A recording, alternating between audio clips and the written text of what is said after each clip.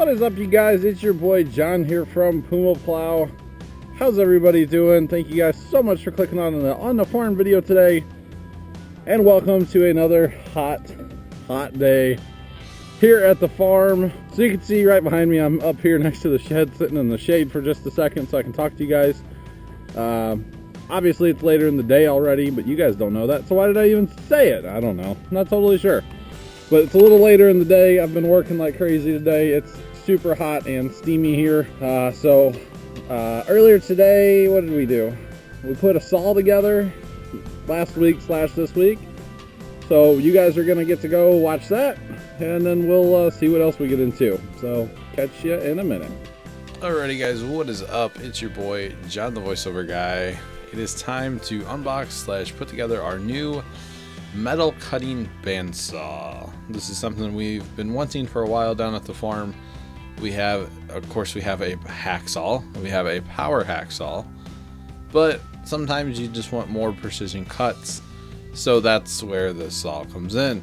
The quality of cut that this saw can do is a lot higher than you can achieve with a powered hacksaw or even an old school man powered hacksaw. So it's just a lot better to have something like this, and we're starting to get into more fabricating down at the farm since we have the welder, and I'm getting better at welding. I'm not good, but I'm getting better. So it's nice to have good tools that you can make nice, clean, precision, straight and square cuts. That's the biggest thing, getting some nice square cuts. We've not really been able to do that before, so now that we have this saw, we will be able to do that. Now, we did have a little bit of a goof, and they actually sent us 2 of the wrong legs. They're supposed to be basically 2 lefts and 2 rights. They sent us all 4, let's say, rights.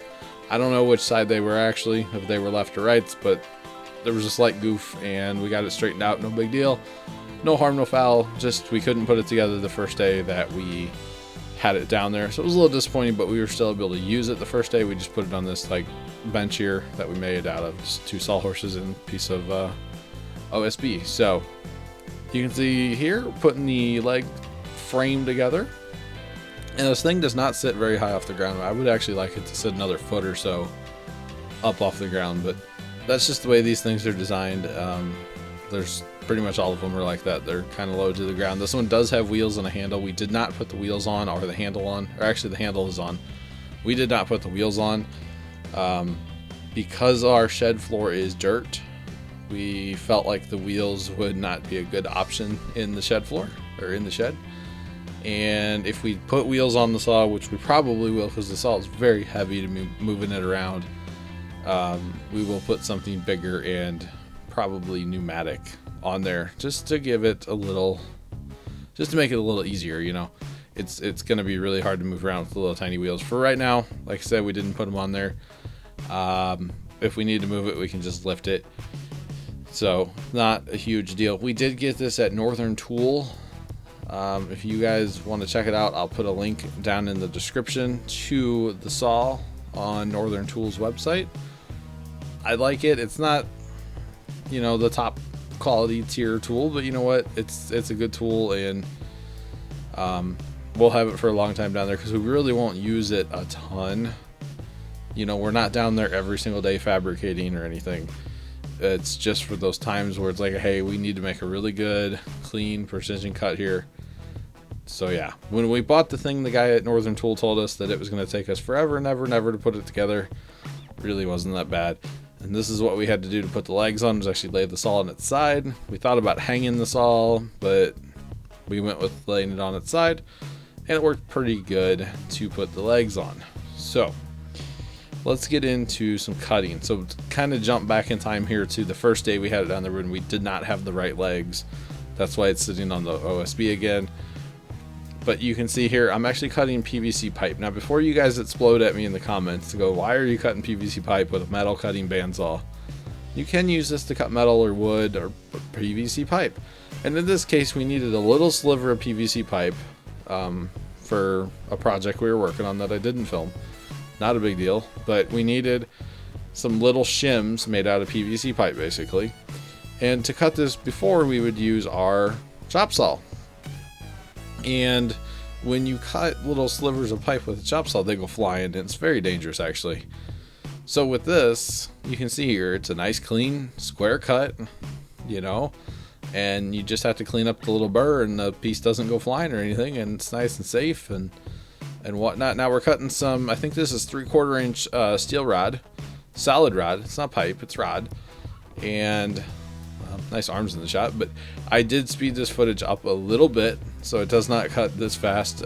This one particular saw does have a spring tensioner on the other side for how fast basically it'll fall. So we're still kind of learning all that side of it, because this is the first one we've ever had like this, because you don't want it to fall too fast, so you have to adjust your spring tension. The faster it falls, the more inaccurate, I guess you could say, your cut's going to be. The slower, the more accurate your cut will be as far as like a squareness and whatnot. So you want to slow it down, make sure it's nice and slow and controlled. It's all about a very controlled cut. So that is what we have going here. But I thought this was really neat. You could actually see it just cut right through that 3/4 inch rod. But like I said, I did speed it up a little bit, or a lot actually. I had a lot of spring tension on it here. The thing we're learning is back off on the spring tension quite a bit actually. We've just had like way too much cranked on it.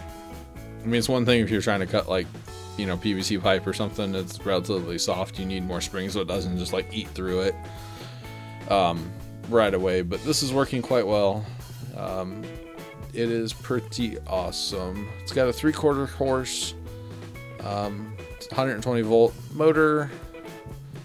Like I said, I'll put a link to the Northern Tool page. I've actually got it pulled up over here on the other screen right now, but I'll put a link to the Northern Tool page in the description, guys. So if you want to check it out, there it is. And same thing here, boom, cutting some angle iron. I did speed this up, obviously. It does cut pretty fast, especially if you push on it a little bit or take the spring out of it. It will cut quite rapidly, but yeah, sped it up just a little bit here too. Same thing here, if you need to cut off a very small piece of angle iron.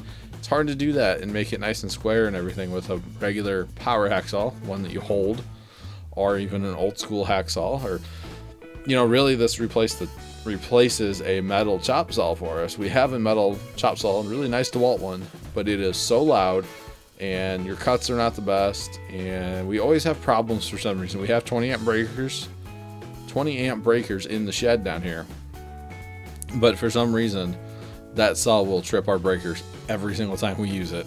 And I don't know why. So it ate through the angle iron just fine, and now we're on to just some flat stock. We're working on a little project for our Power King tractor, which I'll probably show you guys after it's done. I haven't been filming any of the little project. Basically, it's a little weight box that hangs underneath the front because we don't run the deck on it anymore. And sometimes, especially when you have 25 gallons of water behind you in the new sprayer, it would be nice to have a little bit of front weight. So that's what we're doing. Dad found some weights up at the shop where he works, and yeah, so we're going to be putting those on underneath the tractor for some added weight.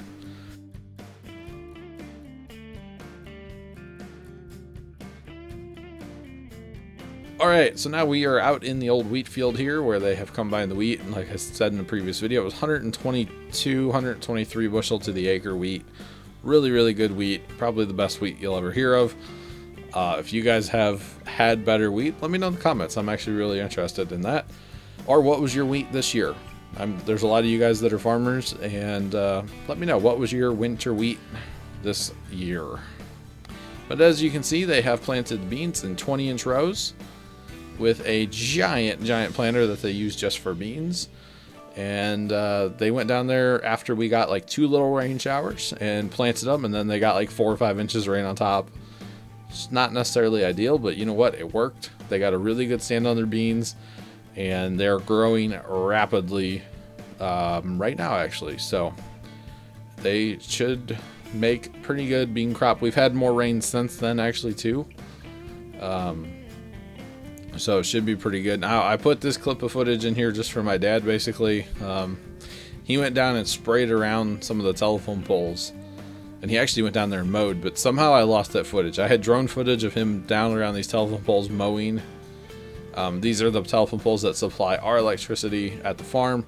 We are the last one on the run, so we like to maintain them as well as possible around the poles there. You can see there's dead stuff. Dad went down there and mowed around them, and then he went back down there and sprayed around some of them, but he only got so far because he ran out of spray, and he never made it back down there because it was getting late in the day, and you don't want to spray too late in the day because it doesn't really do anything. So I also learned a little thing here, guys, with the drone and the tablet. If the tablet starts to get a little hot, the video signal goes to crap, and it's really hard to fly the drone when it's too far away where you can't actually see it. But you can, normally you just fly it off the tablet, but if your tablet video is no good, then it causes issues. So something to keep in mind as this summer goes forward for me. So you can tell our pumpkins are growing great. We are in the garden in the pumpkin patch here, and the pumpkins are loving this heat. You know, we do water them. Currently, as of voicing over this video, it's Friday night before this video is released. The water's actually turned off again, but we do have our water on, you know, when we need it. A lot of these are still the volunteer pumpkins, mostly gourds actually that came up from last year, but we're gonna let some of them go and see what we get. Okay, so it was a busy day down at the farm, and Dad decided to go out and mow along the highway, and it was basically, hey, am I gonna do it or are you gonna do it? And I said, well, if you do it, Dad, I'll film it. And he's like, okay. So I got to drive the truck out there with the air conditioning. I was all right with that. Let me tell you, it was hot down there this day. So he's out here mowing the road ditch. As you can tell, there's a road, there's ditch, telephone poles and corn. It's, you know, pretty typical middle America here. And we like to maintain out there just to make it look like, you know, why not? It's just like one of those things you can do in the world to make it a little bit better place and keep some of the noxious weeds from growing. But the funny part was that we did this on a Sunday. Dad went out there and mowed on a Sunday afternoon. It was getting a little late in the day. And I think on Monday, maybe Tuesday afternoon, the state was down here and mowed that road. So the state took care of it for us. Now, sometime over the 4th of July weekend, guys, this appeared in a cornfield. And this is from a car that ran off the road sometime over the 4th of July weekend. And I just didn't get a chance to film it until now. So I'm going to go ahead and guess, and I don't actually know this for sure, but I'm going to guess that there was alcohol involved. And I'm just going to say this is why you don't drink and drive. Because you, luckily, hopefully, and I don't actually know the story or who did this or anything, but I'm hoping that this is all they did was tore up some corn and maybe tore up their car a little bit and didn't hurt anybody, didn't hit anybody else. There are some burnout marks there. That was unrelated. Somebody was down there doing a burnout on the highway. There were some skid marks and stuff on the highway right after it happened, but I just didn't have the camera with me, so I couldn't film that. But just don't drink and drive, guys. It's stupid. Seriously. Stupid. Okay. Enough of that rant. So like I said, though, it was hilarious. You know, Dad went all the way out there because it's a good little ways away from our actual farm, and mowing along the road, and he was all up in this ditch mowing the other side. And usually I just do 2 passes along the highway and I'm done. I don't mow up along the corn, but he did up along the corn, and everything looked really good when he got done. And then, like I said, about 2 days later, the state showed up and took care of it all, and it was just pretty funny. They showed up with like 4 tractors, 2 with big batwing mowers, and then 2 with like brush hogs like what Dad's using here. And they go crazy mowing down in the area down there. And yeah, so right here you can see I'm a little low. I did make sure there was no traffic coming. Where I was standing, I could see about a mile in each direction, and so I was able to ensure that there was no traffic nearby, just in case. You don't want to, you know, I don't want to get in trouble flying the drone anywhere. So here you can see Dad up on the other side of the ditch, mowing up around those telephone poles again. These are not the telephone poles that supply our electricity, but we still like to clean them up. It just looks so much better. You know, we'll go out there in the late fall, early winter, and actually trim around these telephone poles with a string trimmer just to make it look better, because nobody else does it, and it just looks so much better. I don't know how many times I can say it just looks better. So it's worth it. It is definitely worth it. So I wanted to get like lower and then on the other side of him, but there's electric lines right there. You know, obviously there's a telephone pole there, so I was not going to go fly on that side at all. I would hate to get this thing, you know, caught up in an electric line or something and have it crash to the ground. I would not be a fan of that. So safe flying is for me. Now guys, I'm in the shed and Dad's actually out still mowing at this point. I came back in, and this is our old Simplicity tractor that was actually my uncle's. He gave it to us after he was done with it. My dad actually sold it to him back in the day. My dad used to sell Simplicity. Still sells lawnmowers, but not Simplicity anymore. And we basically just use this tractor for spraying. Got to turn the fuel on. This tractor has been sitting in this exact spot, since we brought it home, or brought it back down to the farm. I call it home basically for the tractor. Since we brought it back from what we call flood prep, back in basically December, January, when we had the flood scare. This tractor came into town and sat in a storage unit for about 3 weeks or so. And it has been sitting in this exact spot, plugged into that battery charger the whole time. And as you guys can see, it fired right up. I was very, very surprised. We do put a fuel additive in this particular tractor. It's a Briggs fuel additive to keep the fuel good and help the carburetor out and everything. But I'm going to throw it on back to actual John now, so bye. Alrighty guys, now I'm out here with the old Simplicity that we used for spraying our pumpkins. And as you can see, we got the 15-gallon sprayer hooked up, ready to rock. First time out this spring, it's summer, it's not spring anymore. So the first thing you can see, there's a little bit of the RV antifreeze residue in there, so we're gonna go ahead and hose that out. So we'll go ahead and put a couple gallons of water in here.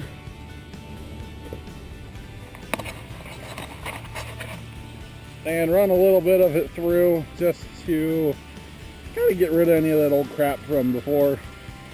And why not clean the hose out, all that good stuff.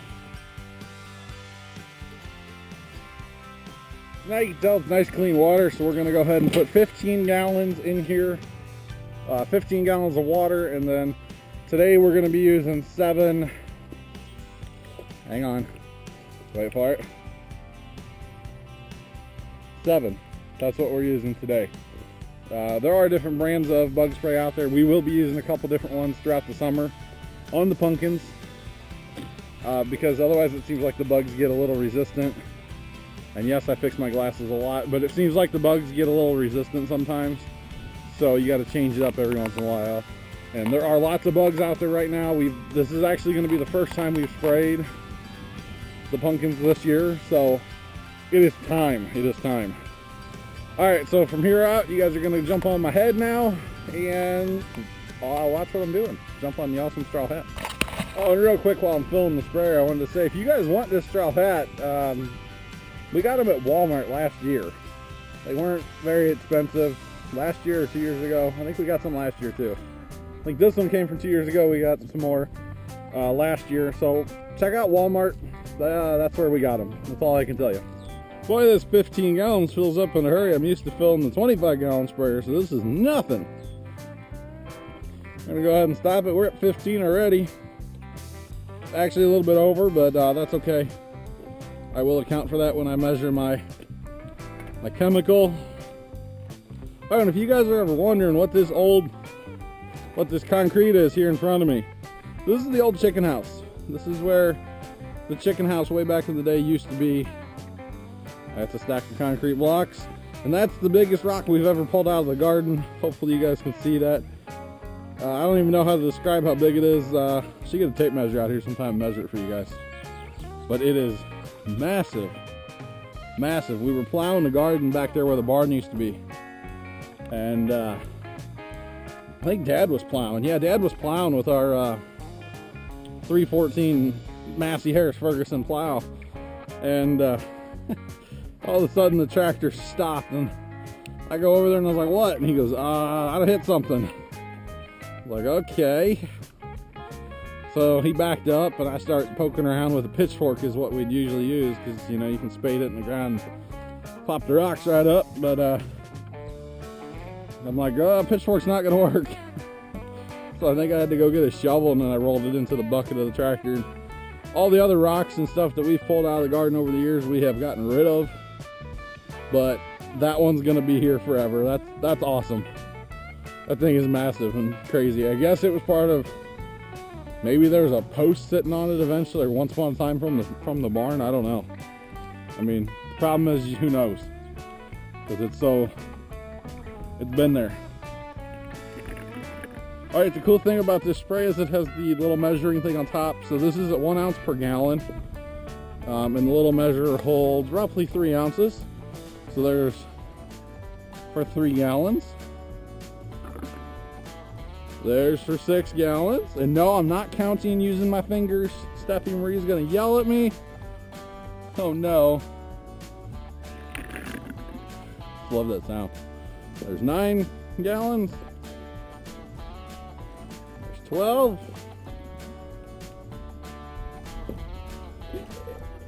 And because I said I put a little extra water in, we'll give it a little extra dose. Just a little bit. Nothing crazy. Nothing crazy. Alright. So actually I messed up. I should have put some of the, like half the water in, then put spray in, then put the other half. But we will mix it using the wand, and then we'll drive around for a little bit before I start spraying too. We'll get it plenty mixed. And like I said, I'll drive around for a minute before I actually start spraying. I usually like to do that to help mix it up. Get my wand and fire this old simplicity up. This is pretty much all we use this tractor for, actually. All right, you guys, John the voiceover guy, I am back. So we're gonna go into high-speed pumpkin spraying mode, and like I said, I was gonna mix it. So look, I'm driving all crazy, like swerving back and forth a little bit, speed up, slow down with the foot hydro. That's actually the biggest reason why we use this tractor for spraying, is it's hands-free as far as speeding up, slowing down, reversing. It's all just on the right foot. It's got 2 little pedals. You just push them for go faster, go slower, whatever you want. And it works quite well for this. That's why we wanted this tractor back from the uncle who had it, and he was nice enough just to give it to us when he was done with it, like I had said.